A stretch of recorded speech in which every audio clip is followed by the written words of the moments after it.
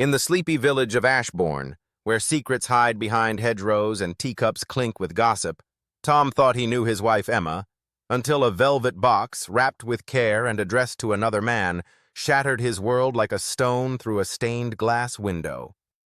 The frost clung to the cobblestones of Ashbourne, a quaint Derbyshire village where the church bell tolled every hour and the local pub, the Green Dragon, buzzed with tales of who'd done what.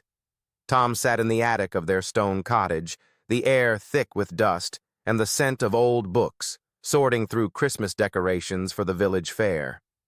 It was early December 2025, and the fairy lights tangled in his hands flickered like his mood, restless, uneasy.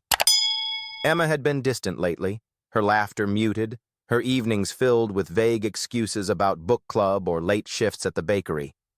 Tom, a history teacher at the local secondary school, chalked it up to the holiday rush. But then, tucked behind a box of baubles, he found it. A small velvet box, tied with a red ribbon, a tag reading, "To Oliver, with all my love." Oliver, not Tom. His heart stopped, the attic's chill seeping into his bones. Tom and Emma had built a life in Ashbourne, their cottage a haven of exposed beams and mismatched teacups, bought after their wedding 7 years ago.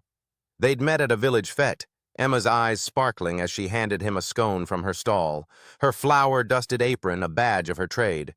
They'd married under the oaks by the river, their daughter Rosie, now 5, born a year later. Life was simple, mornings teaching kids about the Tudors, evenings with Emma's baking filling the house with warmth, weekends chasing Rosie through the meadows. Oliver, the village's new bookshop owner, had arrived last spring, his easy charm and London accent drawing crowds to his shop. He'd become a friend, sharing pints with Tom at the Green Dragon, recommending novels to Emma. Tom had trusted him, never noticing the lingering glances or Emma's sudden interest in first editions. The velvet box held a custom fountain pen, its barrel engraved with O.W., Forever Yours. Tom recognized the craftsmanship. Emma had ordered it from a jeweler in Bakewell, the same one who'd made their wedding bands. The tag's words, in her elegant script, were a blade.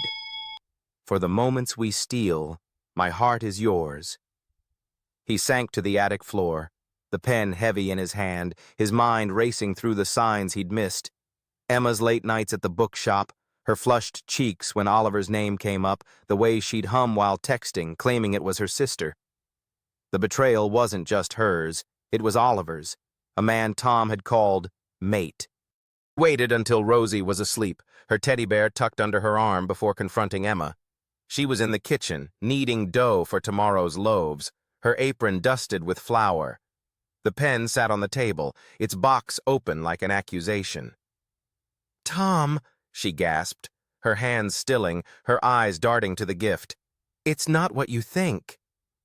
But her voice trembled, betraying her. "Then who's Oliver to you?" Tom asked, his voice low, cracking with hurt. "Why's your love in his name?" Tears welled in her eyes, and the truth spilled out.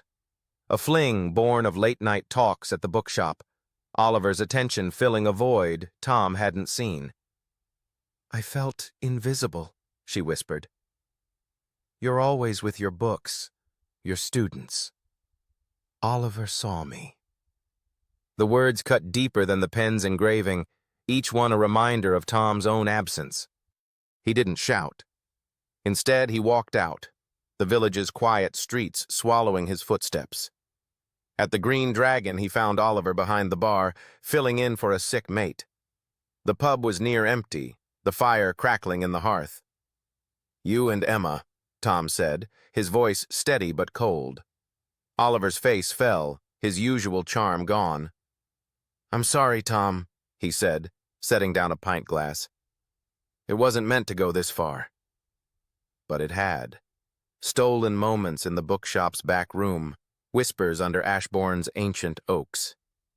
Tom left without a word, the pen still in his pocket, its weight a reminder of what he'd lost.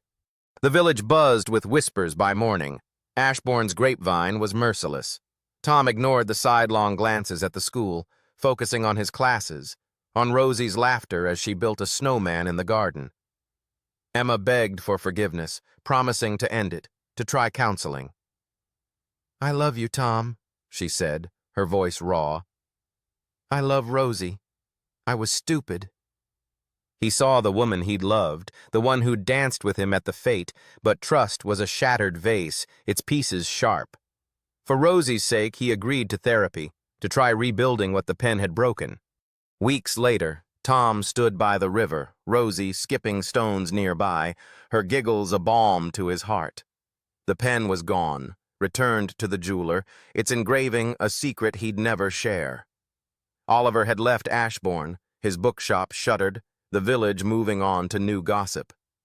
Tom didn't know if love could mend what Emma had torn, but he saw hope in Rosie's smile, in the cottage's warm lights, in the spring that would soon wake the meadows.